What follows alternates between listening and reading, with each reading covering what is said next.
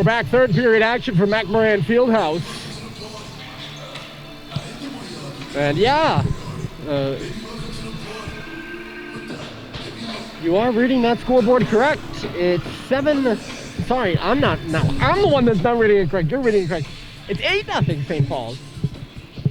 They lead Tilton. They're out shooting the Rams 27-19 after 2 periods of play. They scored 7 goals. 7 in the second period. They were left 1-0 after 1, 8-0 after 2. The totals for St. Paul's: Josh Halliday has 4. I was wrong. I said he had a hat trick. That was his 4th goal of the game. Here's Hale, dishes it off, saved by Welch to start the period. A good shot from the middle there by Aiden Drez. Josh Halliday has 4. JT has 2.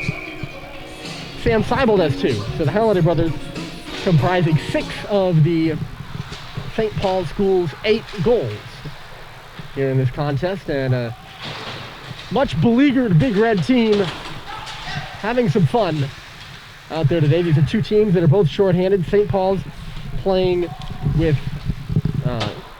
3 full lines, 3 full DPRs and an extra skater. Tilton playing with 3 full lines, 2 full DPRs, an extra forward, and an extra defenseman. St. Paul's a little more used to playing shorthanded. They're shorthanded to begin with. They have 2 players on the lineup, but Tilton has 5. So perhaps that fatigue wearing Tilton down there in that second period. Rams were also forced to make a goaltender change. Out of the game is Melia, into the game is Ashton. That was after the 6th goal. St. Paul scored 2 more after that. I mentioned Ashton was not even on the Tilton roster. He's a reserve goaltender for the Rams. There are other 2 goaltenders that are on the roster, both unavailable for today's game. So with 17 minutes left, St. Paul's much cushion. I was initially reserved to say.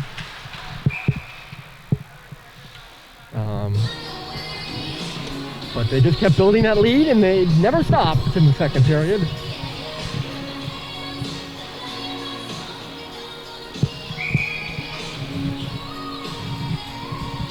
I had a lot of practice earlier in the year with third periods of blowout games. Heads up, this one right at us, and it lands coolly at our feet.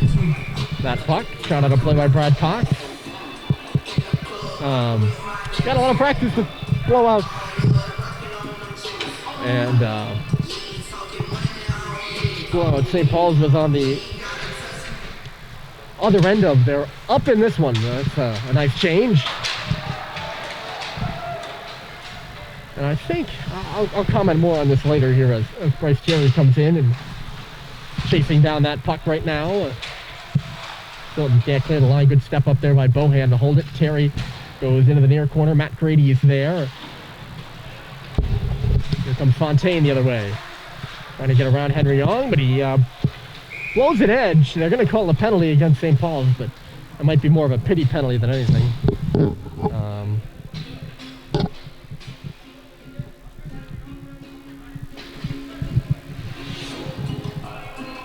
Long for a trip. He just had small contact against Fontaine there.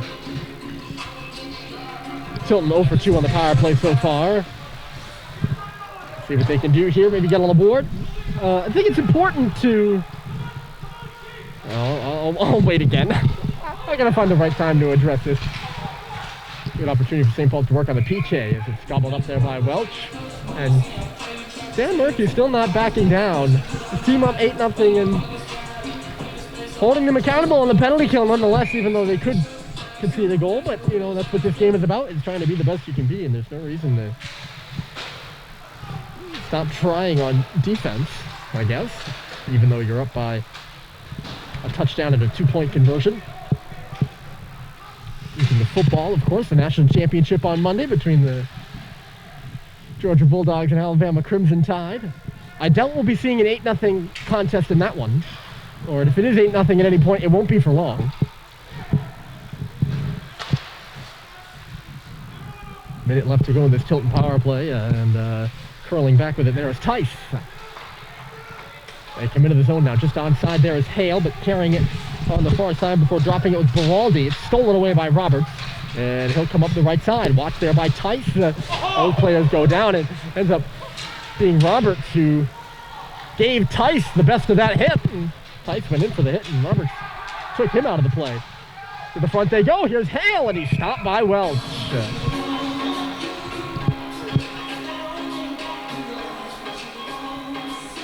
I think it's important with 46 seconds left in this power play, just to know for both teams, like,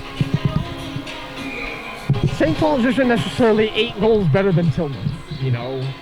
They've been the better team in this game. They've looked really good. I think it's been their best game of the year so far. Tilton, probably not one of their better games, you know. For both teams to look at things and at the end of the day, you know, say, all right, you know, for St. Paul's, maybe you're like, maybe we're a bit better than we thought coming into this game. And for the Rams, you know, okay, maybe we have a little bit more to work on. But not to destroy yourself or blow yourself up, inflate yourself, or not blow yourself up, inflate yourself mentally, you know. If you're St. Paul's, thinking you're going to go in and crush every opponent you play from now on, maybe not a great idea. If you're Tilton going in to every game thinking you're going to lose 8-0 like you did today, that's certainly not the way it is. So it's all in moderation, it's all in balance.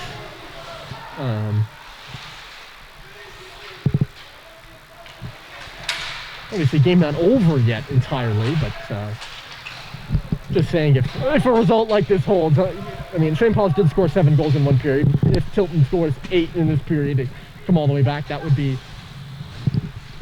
something. So respecting the chance of that happening, the penalty door is open.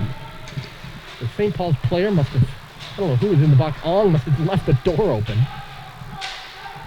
I don't know if it was him that left the door open, whoever left the door open. Obviously dangerous. I don't think I have to talk about why in that one. But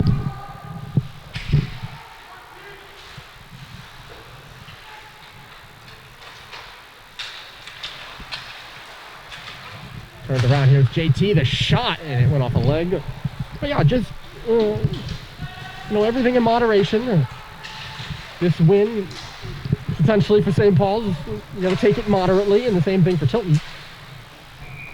This one into the glove off the stick of Matthew Hale.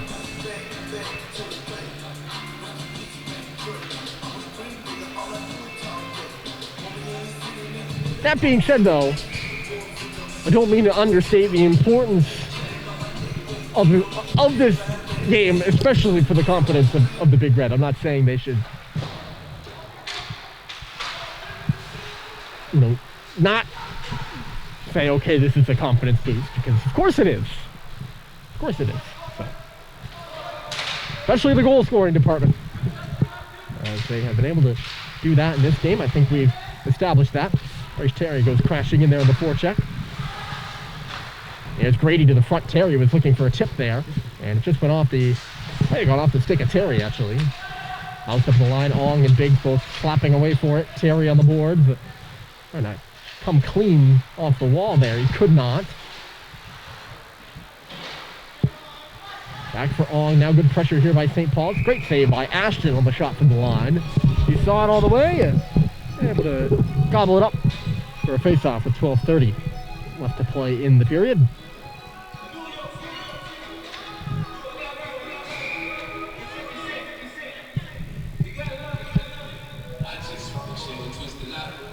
They like remixes here in this period. My friend and statistician Logan and I have had some fun commenting on the diversity of the songs being played over the speakers in this game. And they've liked the remixes the last couple times. Slid to the front for Baraldi, and he just couldn't get a stick on it. Looking for Tilton's first goal. Nick Fontaine had a nice pass from sitting on his rear end. There comes Terry on the right side. He finds Biggs, a one-timer. It was blocked. Blocked by Liam Scanlon, the senior from Colorado.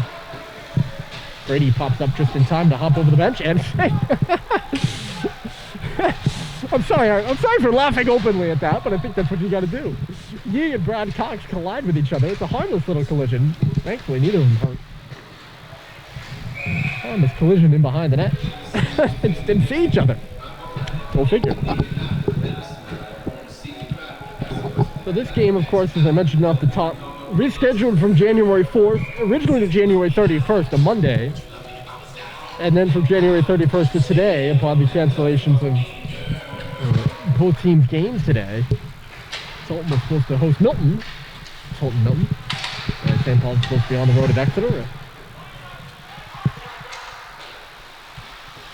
They've made, and a glove clamping down by Bryant.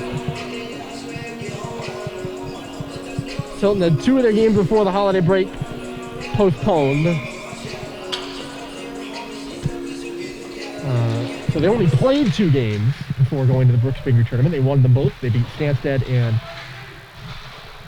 New Hampton, but then went 2-2 at the Brooks Figure tournament. They lost to Millbrook, but despite that, they were able to make it to the championship game, and they faced New Hampton again, and this time they lost. Interestingly enough, when Tilton and New Hampton played, New Hampton outshot Tilton in their first meeting, and they lost. And Tilton outshot New Hampton in the second meeting, and they lost. So, go figure. St. Paul's turns it back just inside the line. Dave Cox will send one to the front. Ooh, nearly put right onto the stick of Zio, who was going to the cage, but he couldn't get a stick on it. St. Paul's, on the other hand, both teams had hard losses to end the holiday tournament season, but I think you'd be hard-pressed. I mean, one in the championship game. St. Paul's loss, you'd be hard-pressed to find more difficult mentally. You're playing in the last place game at 9 a.m. at the Christmas Classic, and they gave up a goal 50 seconds into the game, and it was a bit like, oh no, here we go again. Then they battled back, scored 2. This puck goes up and out of play.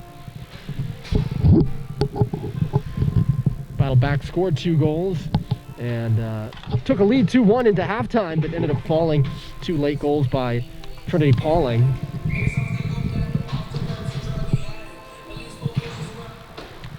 And yeah, that's hard to cope with. Going into the break, I'm sure St. Paul's has had some good rest and time off, and clearly they've come back and played their best game of the season yet. Certainly their first period I thought was excellent. The second period was pretty good too. Good lead at center by JT. Josh will start right in, and he just shoots it high. I don't know if he was trying to go top corner and missed. 9:30 left to play here in the game. St. Paul still leading 8-0 off that 7-goal second period. Back out to center here for Seibold. Seibold for JT. Comes in and shoots just wide. I think it might have gone off a leg in front there. Aiden Rufa.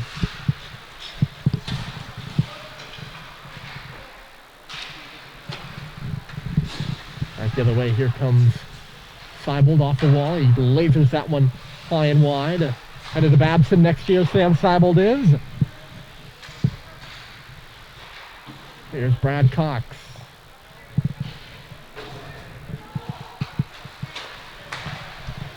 Back out to center by Tilton.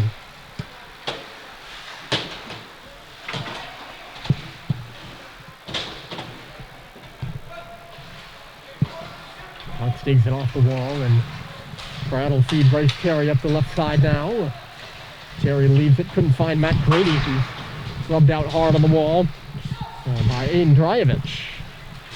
Scanlon will come across the Tilton logo at center, moving into the zone at the face-off circle. His shot went off the stick of Sullivan. Center back in front again by Drajevich, but cleared away by Brad Cox. Goes off the boards, bounces to the middle, and St. Paul's able to take it away there cleanly with Grady. And then right side Sullivan, but I thought for sure Terry was going to be offside. He nearly had a finishing touch on the near post. I thought he was offside at the line. It seemed like he just went full steam into the zone despite Sullivan kind of homeling up there for a second. Maybe it was just me. Grady comes right in down the middle. Tries a little fake pass to himself in the corner. He's hit hard. He went down just dangerously there, and he's not happy about it. Gives a shove to Andrew Tice. He's hit up high, and I can tell that because his helmet actually came off. And him and Tice are parked in front of the net right now, battling with each other. Not really battling, but Brady looked like he wanted to give him a good shove. He did as soon as he got up, at least. Good bit of play here without stoppages, which is probably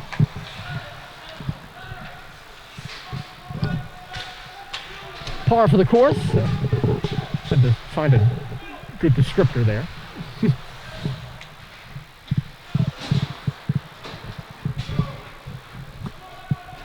Icing waved off here. There you go again. Referee's just keeping this going and keeping us playing right now. St. Paul's by 8. And Tilton has a man advantage as they come up ice right now. It's a 3-on-1 inside the zone. And the shot just goes off the post. Bearing down there was Aiden Drace on the far side. And elected not to pass to two of his counterparts coming through. Took the shot. It actually beat Welch, but just goes off the outside of the post. Beraldi, they lay it to the back door. Coming into the line was Rufa there. Just kicked off his skate. He sends it to the middle again. Drace has that puck misfire and go off the boards, and St. Paul sends it the other way. A 3-on-1 of their own, perhaps. Beraldi, the back checker. Vio coming ahead. Lino Vio takes the shot, and a save is made by Ashton. He will hold on.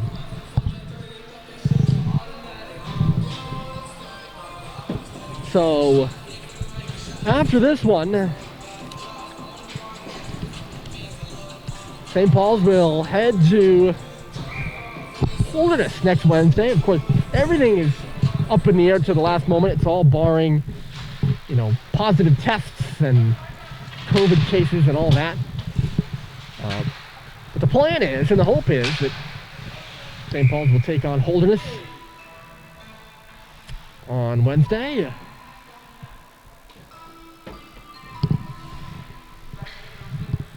And everything last moment. They tested both teams this morning, and even this game was up in the air until all those tests came back, and schools are both like, we're going to play, we'll do it. As I mentioned, 8 other St. Paul's athletic contests were canceled today. But yeah, the plan for St. Paul's is they will play Holderness, and in front here, a shot by Josh just misses wide of the goal. It was parked alone in front too. This should be icing against the Rams. And it will be with 5.5 left to play. Holderness, who has a pretty good team this year. They are, I believe, I don't know if they were 7-0. They won their holiday tournament. The Groton-Lawrence division, the Groton division of the Groton-Lawrence tournament. They split them up this year.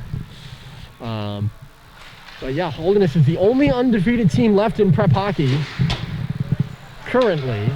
They were playing on the road, or playing at home actually, against Vermont Academy. That puck dropping actually right now is a 4:45 start. Backdoor score! Tilton gets on the board. Sam Neville's first career goal. And the sophomore cashes in. Beating Cal Welch on the backside.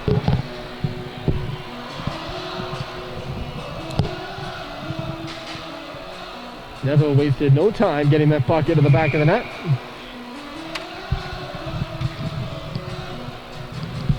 Good for Neville. He is a Hooksett, New Hampshire native. Only 1 assist coming into this game. Now he's got his first career goal. That's a Tilton Ram, a sophomore. One of the rare underclassmen on this Tilton roster. I didn't actually count the number. St. Paul's lead is back close to 7. Got Tilton, or Holderness, playing Vermont right now. They're the favorite in that contest. Bulls don't have the strongest schedule, of course, at least in the early going, but they won all their games, and that is a pretty strong indicator.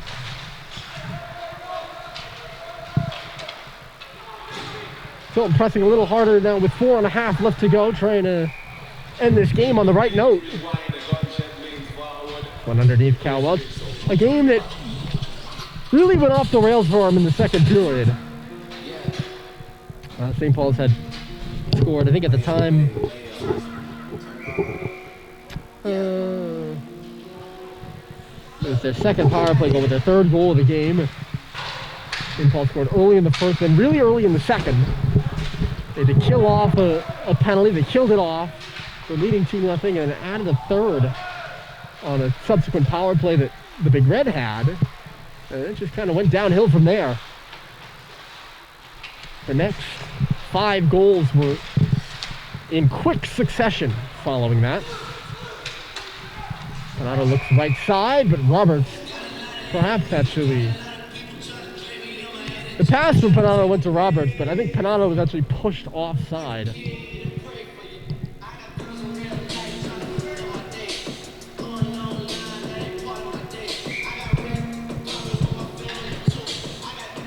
Face-off will be... Maybe it was Roberts that's offside, because the face-off on the other side, actually.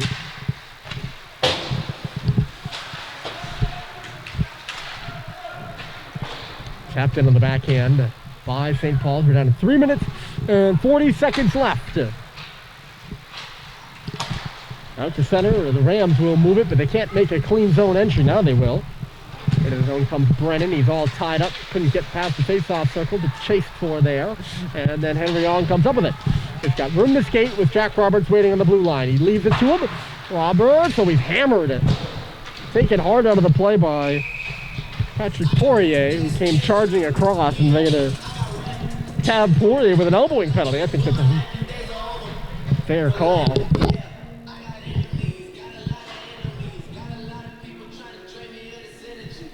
St. Paul's will have one last shot at a power play that has been sharp, to say the least, tonight. I lost track, but last time I had track, they were 3 for 3. And I think they're 3 for 4 now. But polling at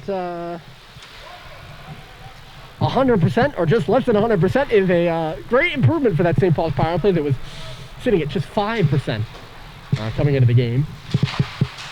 5% total. I think they had 1 goal. I'll have a look here. But if they can keep that up in the coming games, it will be important, because teams will take penalties, and if you can make them pay, that is important. I mean, the worse your power play is, the more teams are... Oh, Cox breaks his stick as the puck goes to the front. Ashton makes the save. That stick just imploded on Brad Cox. Roberts tries to hammer one across. Christian Yee will hold the line now. Yeah, the power play coming into this one overall for St. Paul's, they had 1 goal and 18 attempts. That was at 5.6. Sent around and out by the Rams.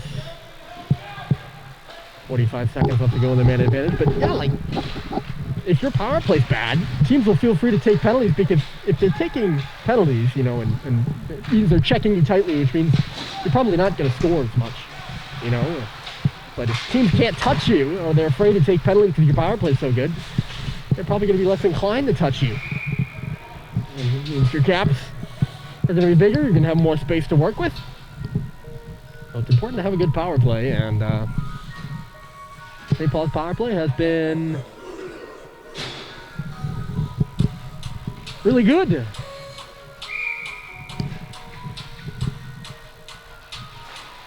Today. The shot there by Michaud was stopped by Ashton. Again, Ashton came in late. He gave up 2 of the 8 on the board right now. 90 seconds left to play. Here in this one, St. Paul's dwindling down that power play time to Ong. The shot is pillowed away by Ashton. He's made some good saves in net, and there's a last second assignment for Ashton, of course. Being not on the roster, just a late reserve call-up. That shot whistling wide on the far side by Drajovic. It'll come out the other side. Tilton offside. And a collision there between Scanlon and somebody in the St. Paul squad. Perhaps Biggs or Panatos. And either 9 or 8. Under a minute to play. A strong contest for St. Paul's. A strong second period for the Big Red. They scored 7.